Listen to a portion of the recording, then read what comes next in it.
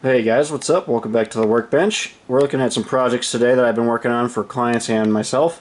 As always, I've been working on a lot of different stuff and a lot of varieties of stuff. I'm working on some locomotives right now too, but I'll probably save those for another video because I'm working on multiple locomotives right now for myself and for others, and they're in relatively different stages of assembly and weathering and stuff like that, so I might give you guys a little bit of a sneak peek here in a little bit, but for now what I got are some rolling stock projects. I've been working on a bunch of box cars for a customer of mine, a long-time customer, and I've been doing these off and on for the last couple of months now, trying to get them done. They've been a lot of work because they're all prototype weathered cars, but they've come along pretty good. I officially got done with all of them today. They all got their last clear coat and got set aside, and they're all complete, and I'm going to be shipping these back. So the first car I actually finished up was this IBT box car. This is an Exact Rail, one of the newer release high-cube box cars from Exact Rail. This one got some prototype graffiti, and it has some unique prototype patching that I replicated. I added the reflective safety stripes to this. I got all the fine rust gouges, and I did a lot of weather toning on the sides to darken the sides a little bit, with a couple different washes of oil and acrylic to get that tone. And then I just did the patching and everything according to the photos, and it's got the prototype graffiti. The roof came out pretty good. It's got some rust pits on it. I got the sealant on the roof as well. That's a cool little feature that you see on a lot of modern cars. And for the most part, this side is pretty much the same. However, it's got more of an interesting complex patch job here. They patched one half of the car, and then the other half they left dirty, which is pretty interesting. And then this side has the prototype graffiti and patching, and I added the reflective safety striping, the rust, and everything like that. So that one came out pretty good. This next one is a Railbox box car. It's the first one I've done this year so far. It is RBOX 4417, and it is another Atlas box. I modeled the lettering getting all beat up and scratched up. It's got the prototype graffiti and patching. A lot of heavy rust, pitting, and scratch effects around the door, on the door track area, because these just got eaten up by rust. You can see you got the beat up TTXX logo, and then the logos on the sides are pretty much shot, and then I got some patching on the side there too. I just got to add the data to that. I just realized I got to add that, but that's the only thing. So that's that one side, and then the opposite side here, again, has some prototype graffiti that I just did from prototype photos. I weathered the underbody, weathered the trucks up real nicely, and the couplers and everything like that. So that's a pretty cool car. That came out really good. I'm really happy with that one. And then I got this car here, the ABOX 51106. Again, this is a prototype patch job and weather job, so I just matched the photos with the prototype graffiti, which is all hand painted. I redid the lettering over the graffiti just like the prototype, and it's got all the fine rust pits and scratches and streaks on the door, along with the larger graffiti on this corner, and then the resprayed data area there as well. And I put the safety striping over the graffiti as well, just like the prototype. The roof is really nice. It's got the really heavy, patchy, scratched up rust on the top that's starting to overtake the roof, which is a pretty neat touch, and that's generally how these ABOX roofs look, the ones I've seen anyway. It's a pretty common weathering style that you see on these cars. And then on this side, again, not so great graffiti, but it's all according to prototype photos. It's got the rust pitting and scratches, gouges, a lot of heavy rust around the door. There's that side with the prototype graffiti. Again, kind of crappy, but again, that's what's on the prototype. And then the ends are also pretty cool too, because I did all the fine rust, because these get pretty pitted up as well. So it all looks pretty good. So that's that ABOX car, and then I also got this DRGW car, which I finished up today. I've been working on this one all week, and it's done now. So this one has the prototype graffiti again. It's got a lot of fine tags, so I had to replicate all this, and I added the safety striping and patchwork. It's got all the rust and everything around the doors. There's some more prototype graffiti there, and tags. There's a lot of fine rust starting to bleed down the sides, just like you typically see on these older PCNF cars, and then the roof is starting to rust away. And so that side is probably my favorite out of both of them. It's got the really cool graffiti. This side's also cool, but the graffiti is a little bit older. It's more of an older, like early 2000s style that you normally see on these. So it's not as great, but it's still there, and it's what's on the prototype car that I was modeling for a customer. So again, there's the fine tags. I did a lot of rust pitting and fine work with the oils, blending them a little bit with some thinner here and there for various effects. Got all the fine tags, a lot of rust around the door track again, and then it's patching, everything like that. But it came out pretty good. So like I said, I'm going to be packing up all these cars and shipping them out here this week and getting them out of the way, and I'll start working on some other stuff. Now moving on to a couple of my projects. I've been working on a couple of CLSx hoppers. I've been working on 2 of these to go along with the CLSx 501 car that I'm doing for the video weathering series lately.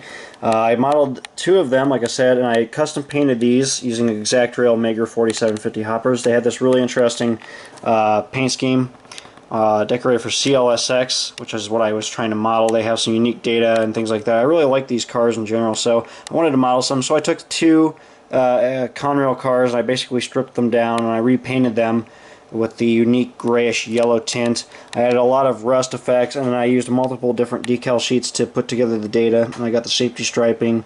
I had some various little details to make them as accurate as possible. And then I used a very specific decal set to do the small stencil lettering, and I started to chip it away a little bit to make it look a little bit more weathered like the prototype. And then there's a lot of rust on the handrails and stuff like that. For example, on the ends you got the heavy kick-up. Pretty normal covered hopper feature there. You know, guys know I like to do all the splatter and everything, so I've accomplished that on these. Here's the top, and then on the roof I got all the heavy rust pitting, scratching, lots of rust work starting to kind of work down the side of the car. These are salt hoppers, so they do rust pretty quickly. But these ones have stayed pretty well in shape. I think they were all repainted in the 90s. So this is a pretty good representation of what these look like today, which I'm pretty happy with them. So there's the end of this one, and then on the other side here, pretty much the same thing. Oops. This one's got some prototype patching and a little bit of graffiti. That's the only real difference, but it's pretty cool. And then this, of course, again, the very heavily weathered lettering. So that's the first one I did up. The second one is 1025. The data and everything on this one's a little bit different. Again, modeled it off of prototype photos. It's got the different style stencil lettering. It's got a lot of rust and everything on the walkways, railings, and everything like that. Starting to work down the side of the car. Did a lot of rust spot work with some oil paint rendering. You can see all this down the side. A lot of scratching and pitting, and again all that prototype data. Safety striping added. The roof came out pretty good. It's got a lot more heavily chipped roof walks and hatches, as you can see. I was trying to model that. It looks pretty cool. And then on this side, again, about the same. Didn't try to go overboard. I was just trying to make these as faithful to the prototypes as possible with the amount of rust and everything. But they're good little projects, and they came out really good. And this one has real heavy kick-up on the end. You can see it's a lot of spray up from the wheels, and this was accomplished for the acrylic work, the splatter technique, and I used some powders and stuff to enhance it overall. But it all came out really good. So that's the 2 CLSx covered hoppers I've been doing. The other one will be the 501, obviously, once it's done, when I actually get the patchwork done. So these are also modern NSC plastic pellet hoppers. These are the really popular Walthers cars. They're getting harder and harder to find, and they're getting more costly to find. But I actually got a couple of these to make as patch-out cars. These are pretty common. You see a lot of these get patched up over time, covering up graffiti or patch repairs on the sides. The first one I did is an HPPX car. This is the 58675, and I just weathered this one from photos. I used some fine subtle washes of oil on the top to look like the fine streaking working its way down the side of the car, and then I darkened the rib weld seams, and I added the patching, which is all done using trim film decals from Microscale. They offer these sheets like in black, white, reds, yellows, greens, grays. You can use these colors a lot, and they make really good patch decals. You can just easily cut them out and make all kinds of neat little shapes. You can really manipulate them any way you need, which is nice. You can replicate a lot of this more complex patching that can be otherwise a little bit more tricky to do if you're just trying to paint it on. So you can see I modeled this one with some fine rust. It's got the nice weathering on the underbody, and then again just some work on the top. Tried to model some of that anti-skid coating with a little bit of oil steeping effects. You can see it's got texture to it, right? That was what I was trying to kind of create there. So I used some relatively dry oil paint, and I applied that, and you can see it built up really well, and then I just put a nice grime wash over that to blend it again. And you got a little bit of a rust working over it now too. And the opposite side is pretty much the same. It's just got a little bit more of a subtle variation in patchwork like that, as you can see. But overall, pretty nice. Came out really good. The second one is the CCBX 7434. This one has a little bit more of a complex patch job, and this was actually painted. So what I did was I masked all this off with tape, and then I sprayed the patchwork on, and I reapplied the data. I added some custom graffiti. I got some rust spots, repatched the car for CCBX, weathered the underbody, the wheels, the trucks, and all that. But the patchwork came out really good. You can see it's got some fine tags too. And then on the top, it's got the heavy chipping and peeling of the skid coat on the top. And then the walkways are completely rusted over as well. This is a Canadian car, so it got a little bit more beat up. These cars really can get pretty dirty sometimes, and this is a good example of one. And on this side, it's got a little bit more heavy graffiti, some more subtle variations in patchwork, some rust spots, and everything like that. This is a nice car. I added the KD couplers to these as well because the Walthers cars come with a really crappy old McHenry style coupler, so I changed all those as well. This one's a rust bucket. This is HBPX 52984, and this was the most complicated to do out of all of them because of the amount of rust. I did a bunch of different rust techniques with oils and acrylics to create the stuff that you see. It's got a really rusty top, roof walks and everything like that. The area around the hatches is just rotting away. And then again, I got all the subtle decal work, new patching, new data, modeled all that from photos. Got the patching on the ends, and then on this side, it's got a little bit more different patchwork again as well. You can see that. It all came out really good. It's got some fine little tags, and I did some larger tags, stuff like that, along with the patching. But that one came out really good. And then I got the CLSx 881703, which is starting to become a little bit of a rust bucket here too. It's got more rust pitting than anything. That you can see there's a lot of fine rust pitting. And I did the patchwork on this using a couple different decal sheets, and again the microscale trim film for the decal backing. So you can see I had the safety striping as well, and it's got again all that really fine rust spots and streaking work, and I got the new decals added where needed. And then on this side it's got the full side patching, where you can see it's got an old bit of patching that was done earlier, and then it's got new patching that covered up some fresher graffiti on the sides, and then they re-stenciled most of the data on the sides and then put safety striping over everything when the car actually went to TLX, but it's pretty cool. But these are just 4 examples of cars I've actually done with the trim film decal patching. You can see you can really do a lot of cool variations with this material. You can get a lot of cool effects with it.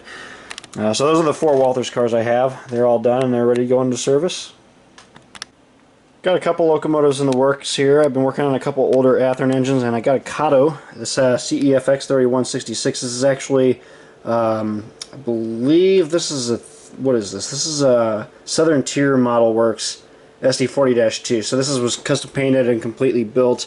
John does really good work. He's really well known for his builds, his loco builds. He used to sell these and custom paint all the time, but he's out of the business now. So I actually bought this engine off of a guy who bought it from him originally. I'm really happy to own it. I just got to do a lot of cleanup work to it, put it back together, re-detailed a little bit, but I'm going to try to keep it as original as possible. The CEFX unit in the background, the SD40M-2 you see here, this is actually going to be featured in an upcoming how-to video. I'm going to be demonstrating how I custom paint models. Yep, so you guys can keep an eye out for that. And then I got 2 former Furby units. I got the Furix 3041 and I got the 3059. They're both in various stages of final assembly, final detailing, and I got to start cleaning them, get the wheels running and everything like that, and get them tested. But those are all locomotives you can be looking out for in the future, and again, especially with the 3142, this will be coming up in an upcoming project video here next up, so you guys can keep an eye out for that. In a different spot of my house here, there's some project locos that are waiting to get shipped off. These 2 are mine, the SD40Ms, and then the CSX locomotives are waiting to get snow effects. These are in the back here, these are waiting to get put on eBay and sold off. And then I got a couple Autorecs there in the corner. I got some other cars there in the corner that I got to ship back. But I'm going to have to start doing a video on some Autorecs, because I've been working on a bunch of these Autorecs. So you guys are going to be able to see what I've been working on. I've been working on a bunch of different Autorecs for the last couple months now, since winter, and I got quite a few done. These are mostly Walthers bi and tri-level cars, but I'm going to have to start making a video on these because I got a lot to show, and these are all, some of these are custom painted, a lot of these have heavy weathering effects, graffiti work and everything like that, so there's a lot of hours of time in this, but these will all be getting shown in the next video. But for now, that'll wrap this video up. Thank you for watching, guys. Stay tuned for more. I'll keep you guys posted on some other projects that I got coming up in the future. And again, watch out for that video on the CEFX 3142 custom paint project. That'll be uploading here next. And I'll have the final chapter to the CLSx 501 build next up as well, so keep an eye out for that. Thank you for watching, guys. I'll see you in the next video. Take it easy.